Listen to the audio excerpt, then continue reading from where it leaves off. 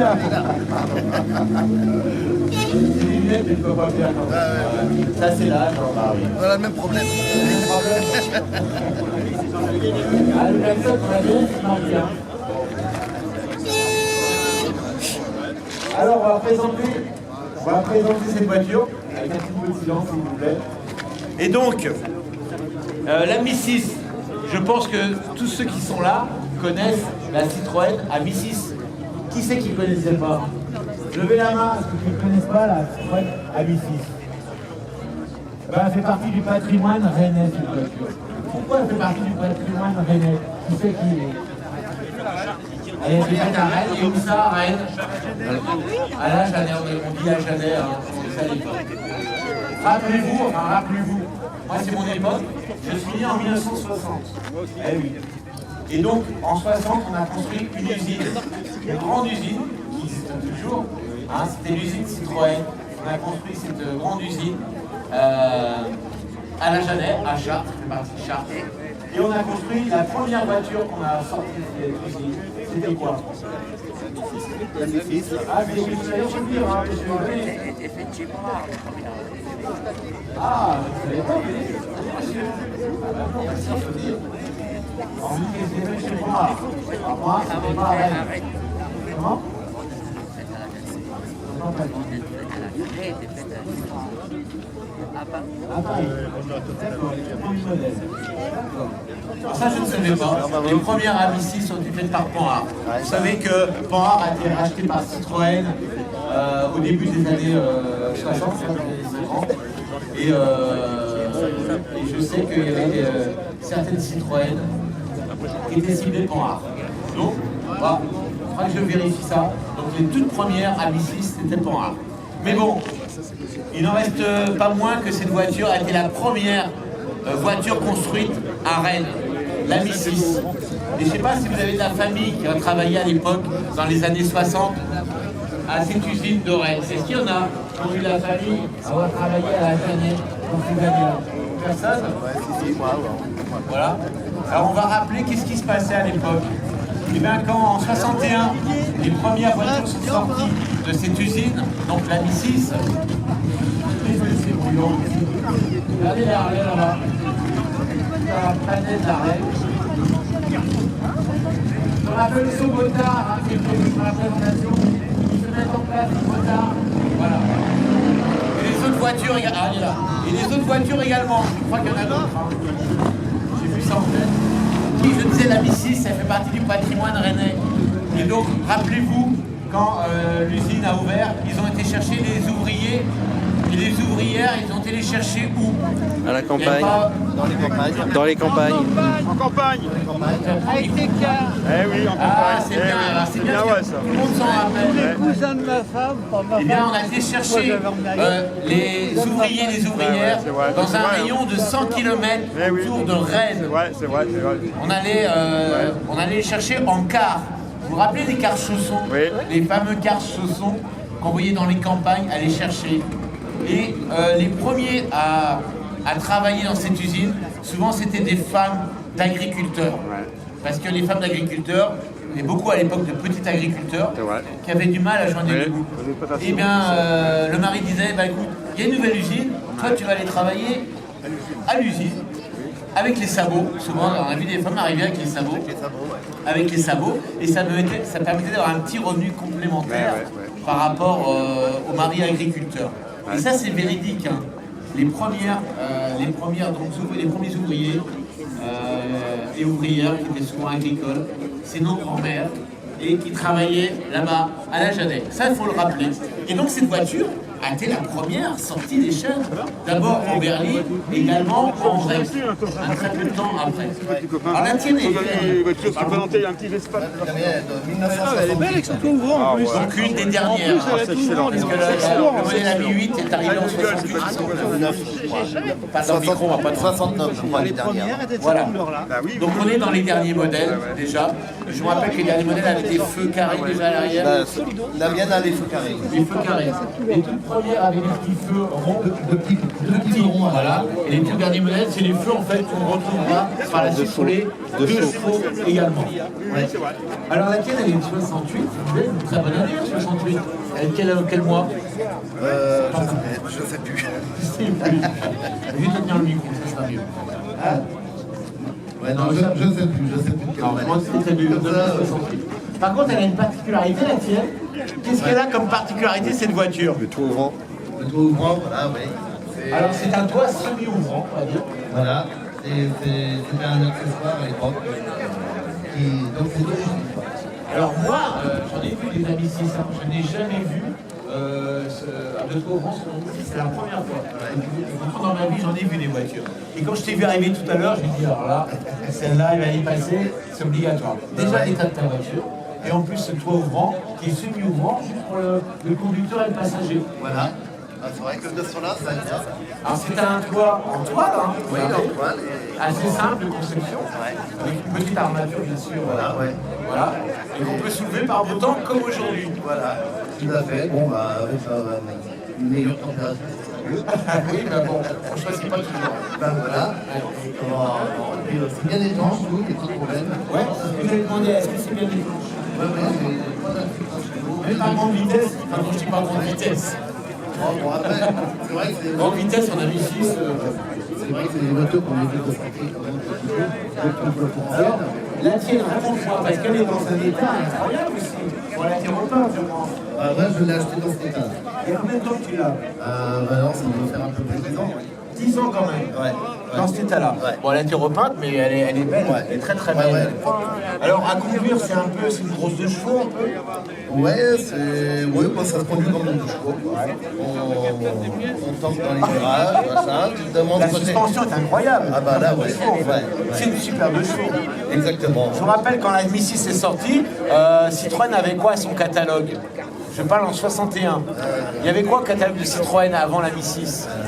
2 chevaux. Il n'y avait pas 50 voitures. 2 chevaux. Alors, la traction avait été arrêtée en 58. DS. Déjà, elle existait déjà. Les DS, oui. Il y avait la DS, l'idée, L'idée. qui est la même base, hein. Ouais. La 2 chevaux, et c'est tout. Oui, voilà, ouais. Et c'est Ouais. tout. Et c'est pour ça qu'à l'époque, Citroën voulait un modèle intermédiaire entre la 2 chevaux et la fameuse DS, qui était d'un autre niveau, beaucoup plus cher. Puis bon, après, c'est pas une voiture qui a fait quand même.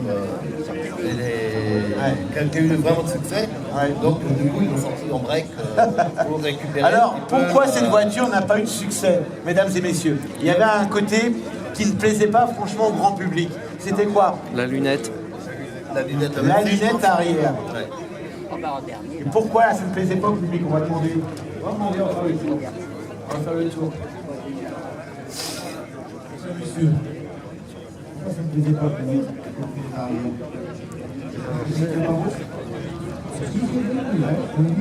Voilà. Voilà. Et quel était l'avantage de cette lunette arrière? Elle avait un avantage par rapport à une voiture classique. C'était quoi? Et bien voilà, elle ne s'encrassait jamais. Regardez, elle n'était jamais sale, jamais encrassée. Pas besoin d'essuie-glace, hein, comme les voitures maintenant à l'arrière. Pas besoin d'essuie-glace, elle était toujours propre. Vous savez qui a dessiné cette voiture? Qui a dessiné cette voiture? Bertoni, Qui a dessiné cette voiture? que d'habitude, Bertoni, non? Voilà, monsieur le sait, c'est Bertoni. Qui c'est qui connaît Bertoni? Personne ne connaît Bertoni? Un grand sculpteur. Dessiner La DS. les cornets. Et pas que ça, il a dessiné autre chose encore. Eh oui, la traction. Donc c'est un grand dessinateur, Bertoni, hein, qui a dessiné donc la Mi 6 et qui était sculpteur de son métier, de son vrai métier. Un gars assez incroyable.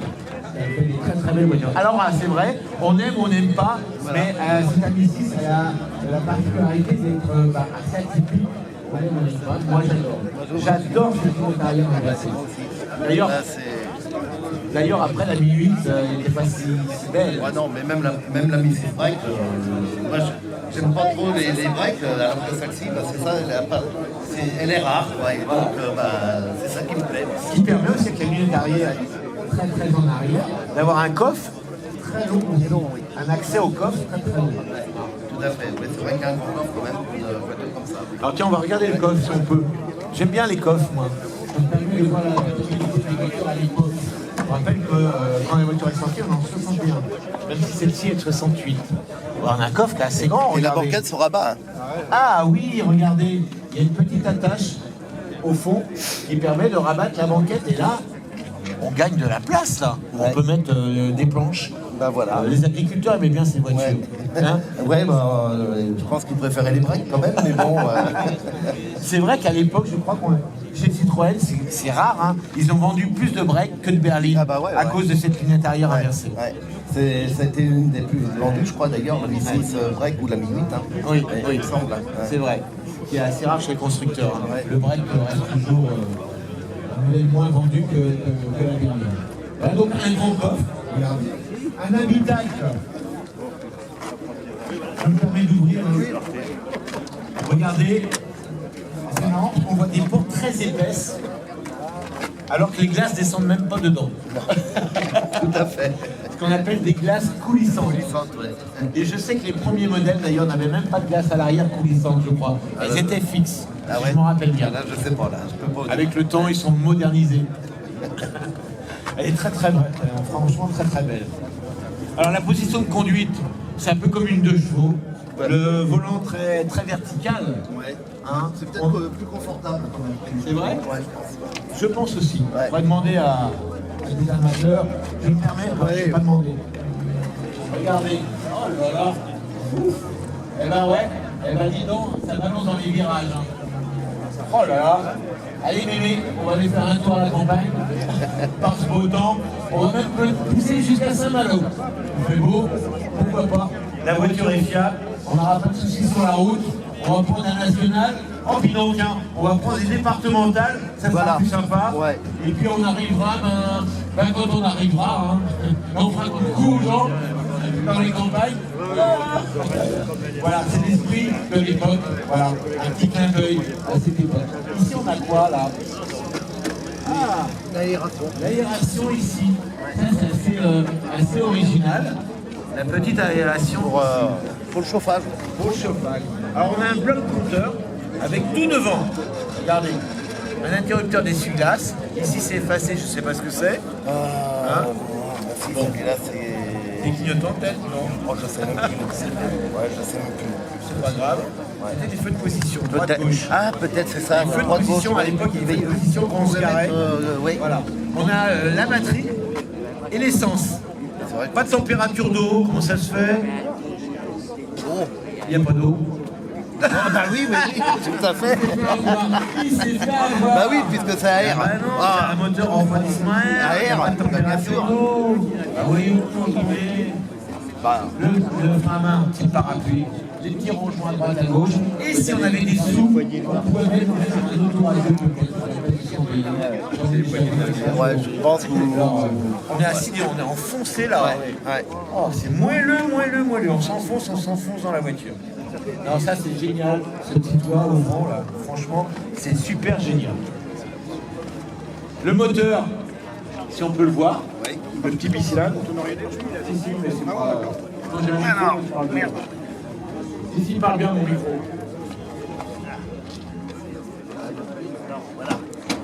Alors je fais une petite parenthèse. Vous voyez, maintenant on met des plaques. Regardez derrière. On peignait en noir et on mettait les numéros au tampon. Qui c'est qui a connu ça, les tampons? Hein, c'était des tampons. Ouais. Et, les garages avaient des tampons dans une boîte en bois et ils mettaient le numéro de plaque au tampon. On peut apercevoir derrière. Maintenant on a des plaques. Regardez ce moteur, c'est le fameux bicylindre qu'on trouvait sur les AR. Et non pas à eau, tiens je te donne le micro. AR. Et d'origine, je crois qu'il y a une roue de secours ici. Ouais, il y a une roue de secours. Il y a une roue de secours. Dans la tâche. Voilà la tâche. Qui permet aussi de ne pas encombrer le coffre. Hein. Ouais. Non mais tiens-le, c'est oui, pour que tu parles aussi un petit peu. Oh bah ouais, bah. Alors, la particularité pardon. de cette voiture, c'était la première comme ça en France, mais je crois en Europe. Qu'est-ce qu'elle avait, à part la lunette arrière, cette voiture? Là, c'est le public. On va laisser au public. Qu'est-ce qu'il y avait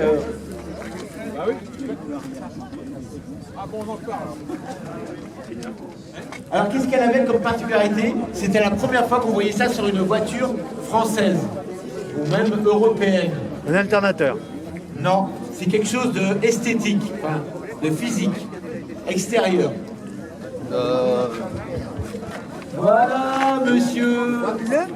Eh oui, ce sont les premiers phares rectangulaires. Il n'y en avait pas avant, les phares étaient ronds.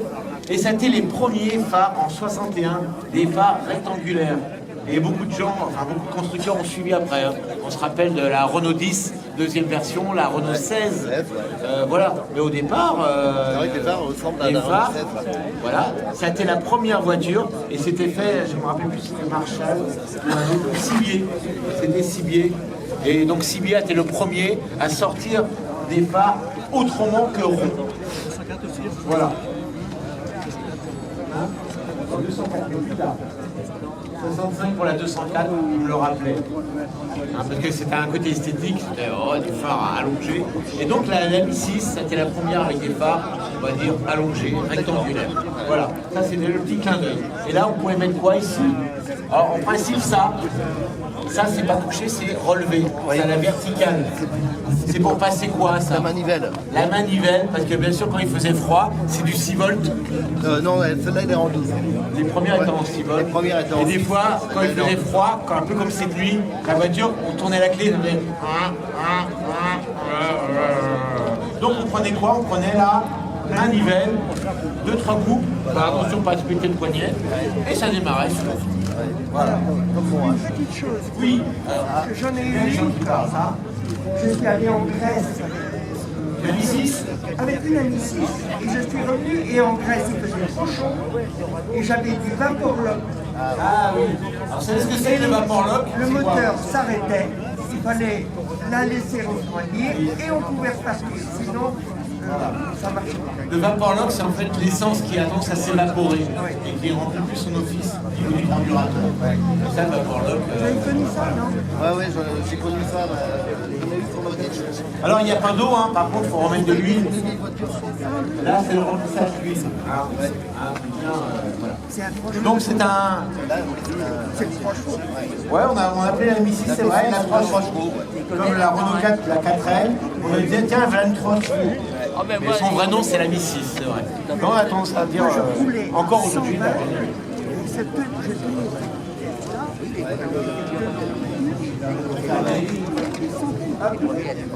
Ah, c'est là-bas. D'accord. Ouais, bah, oui, là, moi, c'est là. Le capot, on laisse tomber. Voilà. Là, on roule à. J'arrive pas à rouler à 100. Et puis regardez cette forme, ah, ça pique. Ça c'est le Bertoni. Hein, on regarde les petits détails comme ça. Les pare-chocs sont pas bien épais, mais bon. C'était une voiture à l'époque qui était faite vraiment pour une classe très moyenne, voire même ouvrière. Ah, et encore, il fallait se la payer quand même. C'était des années de salaire, enfin des mois de salaire pour se la payer. Voilà, on va laisser repartir en l'applaudissant. Merci à toi. Il n'y a pas de quoi. Une amie 6 assez atypique avec cette petite voix au grand. Personnellement,